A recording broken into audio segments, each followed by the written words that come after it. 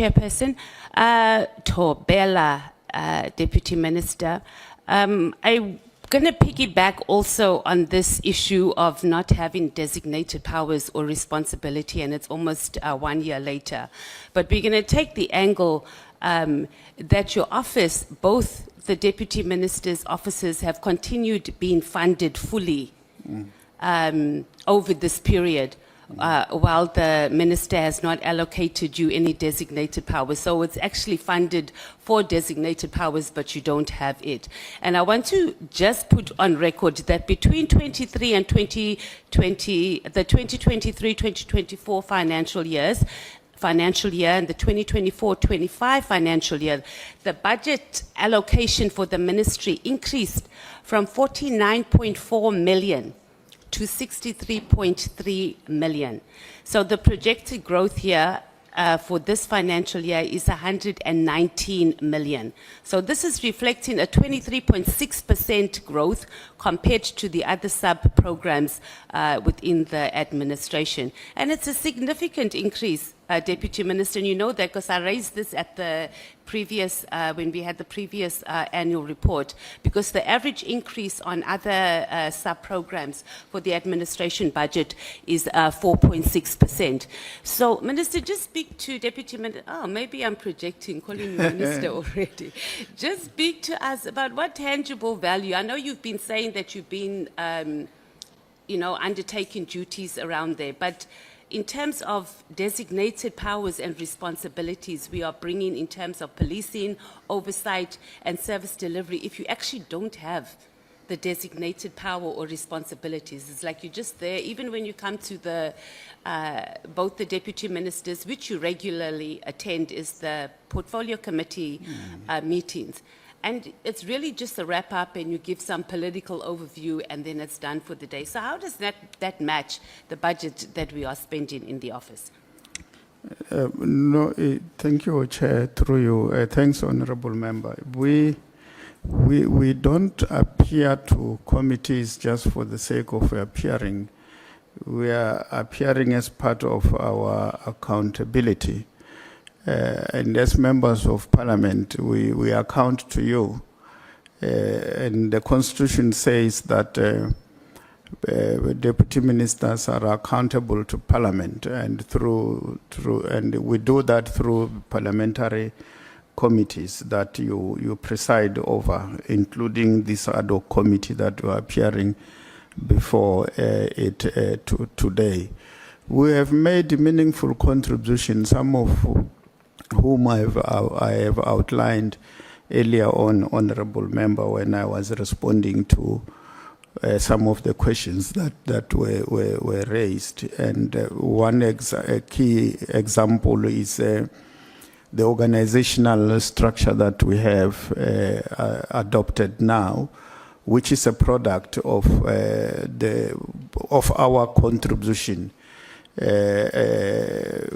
Working together with the personnel in the office and other programs that I spoke to. I spoke to Operation Chanela 2, which is an escalation of what we had before, and it is a product of our contribution to the discussions going on in SAPS. And these are just but a few that I can mention. So, Minister, Deputy, I'm saying it again. No Deputy problem. Minister, you're saying the same thing, and you're not answering the question. Your budget allocation is for a Deputy Minister that has designated responsibilities. When you come and account here, you're not accounting as a Deputy Minister. You're just representing the Minister because you don't have a designated, both deputy ministers don't have that. So essentially we are saying that also the minister, Kuno, has even failed. It's wasteful expenditure because he's taken over a year just to give responsibilities. And I don't buy that story that he needed an entire year to work out what's happening in the police. That's why we had handover. So he could have even continued on what the previous ministry had done. And as he was moving along, where he saw the gap, he could have changed it. I am so sure, and you'll answer me, Deputy Minister, whether once he assigns a role, it cannot be changed after. Maybe you should answer that.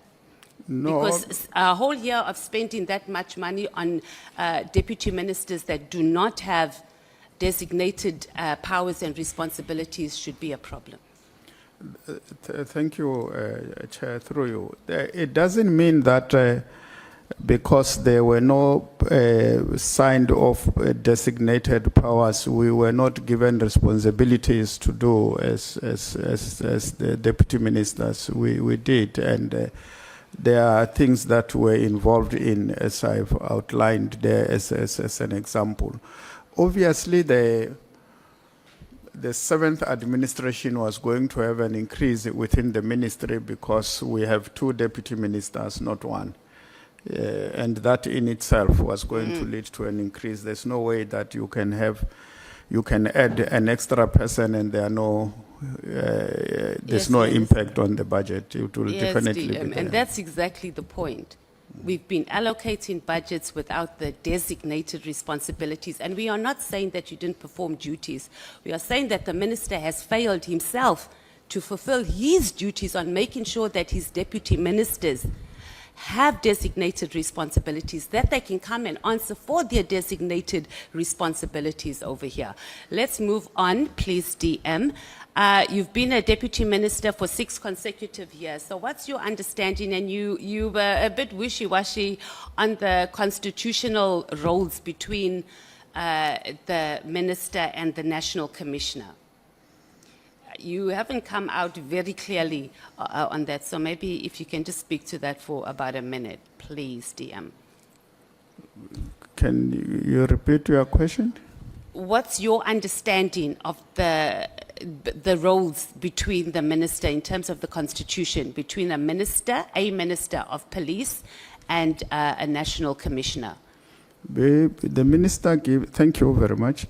The minister gives directives and develop policy, and the national commissioner implements. That's, yeah. And then clearly you are saying that the minister did overstep in giving directives that the political task team must be disbanded. No, I didn't say that. Okay, tell me what you're saying, Minister. That's what I I'm said, asking you. I 'cause said it's he been a bit develops wishy-washy. policies and gives directives in Okay. terms of the No, constitution. I'm saying throughout the day, throughout your testimony. So you haven't, that's why I'm asking, because it hasn't come out clearly. Do you think the minister overstepped in his, when he sent that letter to disband the political killings task team? Well, I can't say he overstepped because the legality or to say the law does not allow that. So he was within. Okay, I got Yeah. you. You answered this question that you weren't part of the meeting between former Minister Cele and Minister Kunu on the handover meeting. So you wouldn't be able to answer if the minister was briefed on the IMC. Let's move to. The minister spent a lot of time saying that he engaged both his deputy ministers, I think on the 21st of November 2025, where he discussed the disbandment of the PKTT. So what we're not getting here, DM, is that there seems to be like this beating around the bush on what was actually discussed. So we had the minister always going on about this work, this work study 2029, the complaints he was getting about the PKTT, but there was, and the new onogram. So these were some of the things that informed the decision. Yeah. But it seems like there was never an open discussion, or maybe we're not being told, and we're asking you now, was there an open discussion, given that we are moving and we're setting up this, murder and robbery unit, we are going to shut down the PKTT? Like, was there a discussion like that? Or we were just talking around the bush that, okay, if we're going to empower the murder and robbery unit, that means that this PKTT is going to go. So help us out, please, Thank you, Chair, and thanks, Honorable Member. I think what we should do or understand is that the work study was not necessitated to address the PKTT task team. The work study produced the organizational structure. And the organizational structure was not an organizational structure for the PKTT.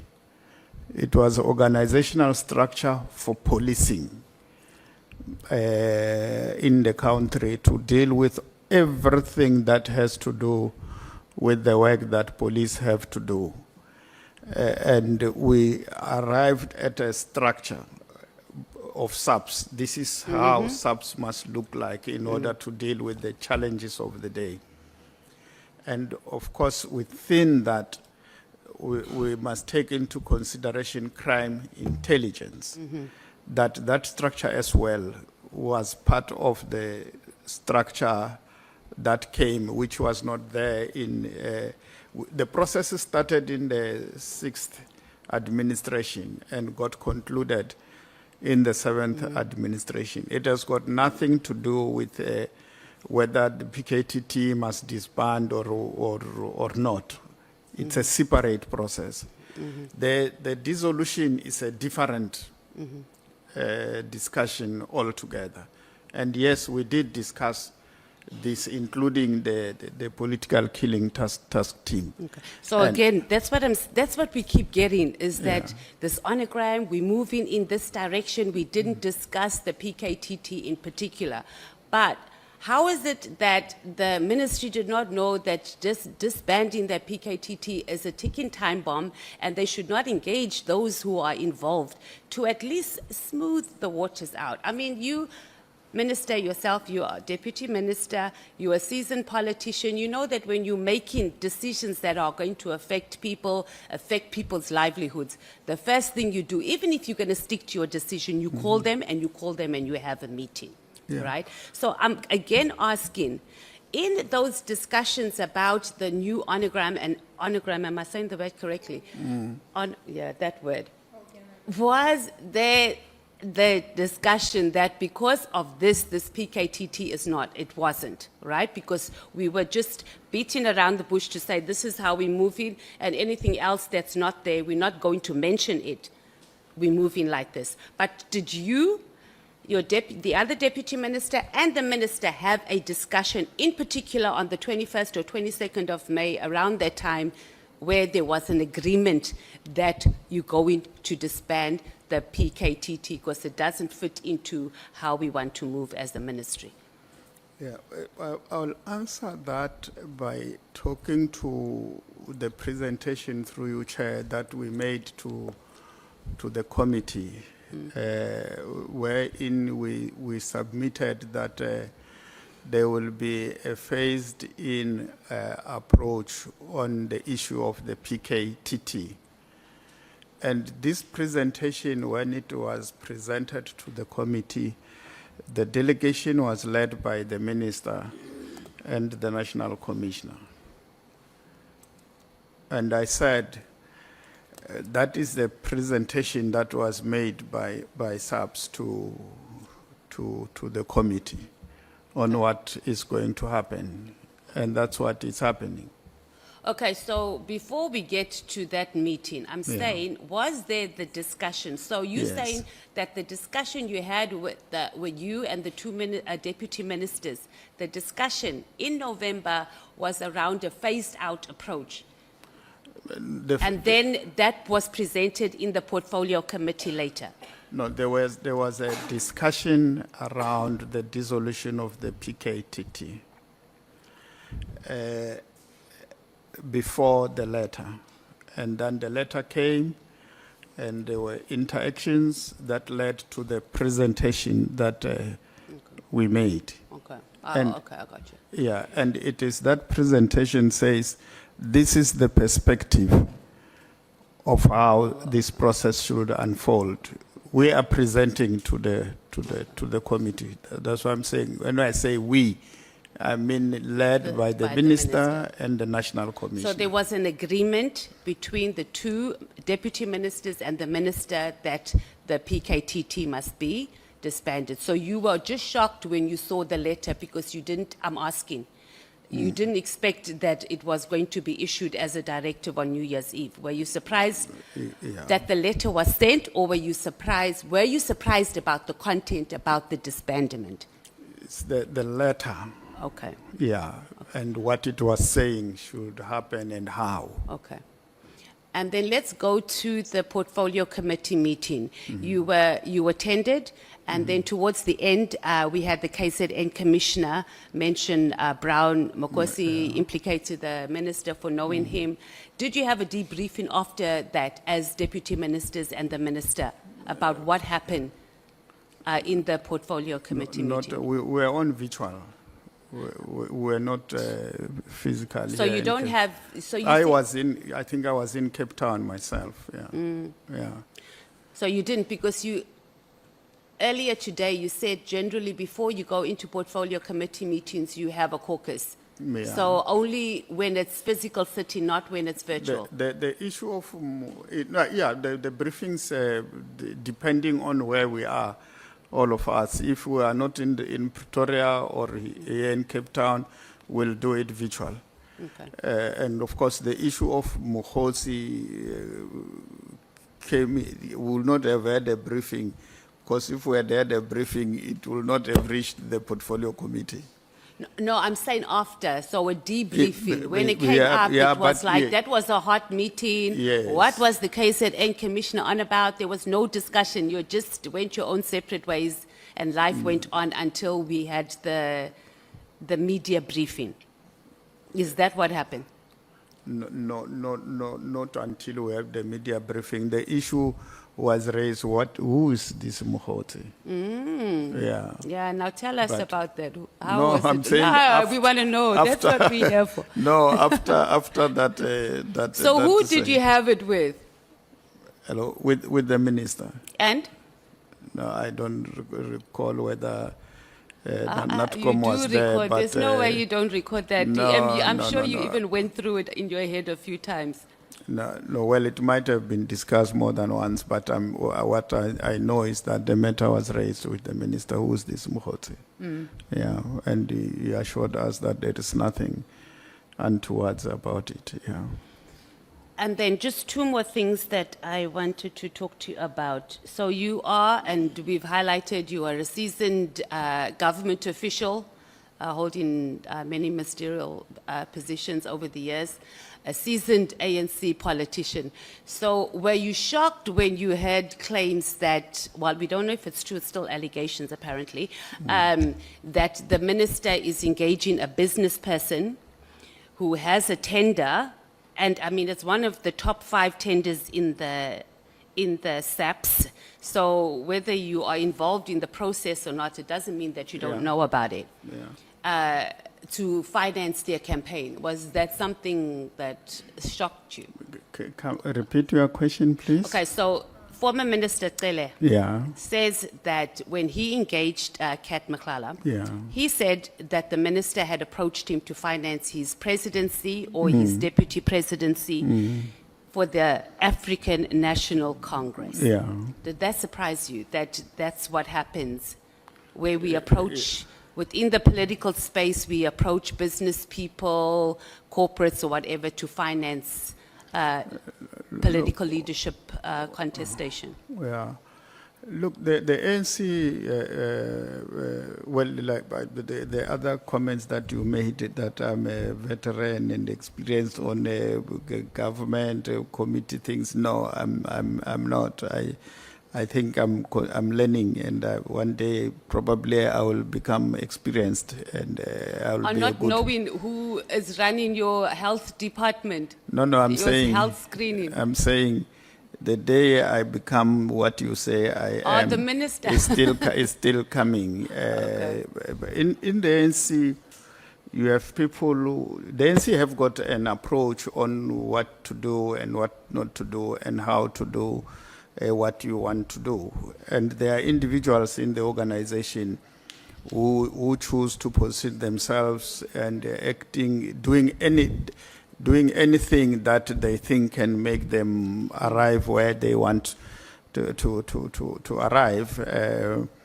When it emerges that so and so has done this and that, some of the things unthinkable, fortunately, I was fortunate enough to have worked with men and women who taught me the working of the organization and also prepared me not to be shocked when certain individuals do things that are an ANC. It doesn't matter who they are, even if the person is a president of the organization. If they act in a manner that is not in sync with the organization, I don't get shocked. I understand, it's possible that a person can betray the cause, because our cause, it's very complex, very difficult, very long. We are here today because of the challenges and the dynamics of the liberation struggle itself. You will have individuals from time to time who get compromised or who are part of the machinery, but they are there to serve a cause that has got nothing to do with the liberation struggle. They are being handled by other people.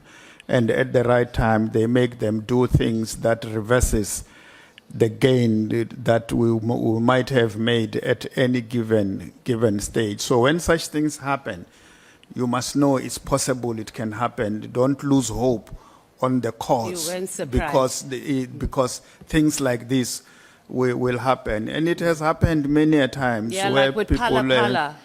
people close to you were working with, they betray you. It has happened to me. I was detained and I got expelled from college, and when I was challenging that expulsion, we were given affidavit, and as we were going through the affidavit, I found one of the people who was an activist from the college who has explained everything under the sun that betrayed the cause. Talking about his but college things. we didn't get despondent. We understood that So and you're said not it can despondent. happen. I get you, DM. Yeah, You are all not I'm saying is despondent. that when people do things they are not supposed to do and it emerges that it has happened, they are not angels. They are human beings. So that brings us back to the CR17 and sealed bank statements. Yeah. Because we've used state institutions to also hide what's on there. And this seemed that what was going on, and if it is indeed true, that we have political parties accessing businesses, whether it's through those that are having big tenders, corporates, or whatever it is, to fund their positions in leadership positions in political parties, then they come and they use the state institutions to seal that so we don't even see what's going on. Thank you, Deputy Minister. Oh, one more question, just one more, Chair. You said that one of the things you will do if you are appointed minister is start the lifestyle audits. Let's even leave lifestyle audits alone, DM. We have a problem with just vetting a lousy 600 officials that require vetting in SAPS. How is it that our National Commissioner is failing to do that? He came here and he told us he's starting the whole vetting process, but since I've joined this committee and I've read reports from even our officials in SAPS are not being vetted. There's about 600 that require vetting. How can you run a country if you cannot ensure that crime intelligence can vet 600 people? I think that's one of the things that needs to be done to ensure that But that that's happens. not answering the question. Why are we failing on something that basic? And you're saying that it's functioning, that SAPS is functioning, and there's just elements that is a problem. That's huge. It's not Look, an element. It's in the highest structure. 600 officials right now. We don't know how many of them have security clearance and they're occupying positions. That is a shortcoming that needs to be addressed, and it will be addressed. You are being such a politician, DM. Shortcomings, it's a disaster. The ANC is failing South Africans. Thank you, Chair. Thank you so much, Honorable Mathys.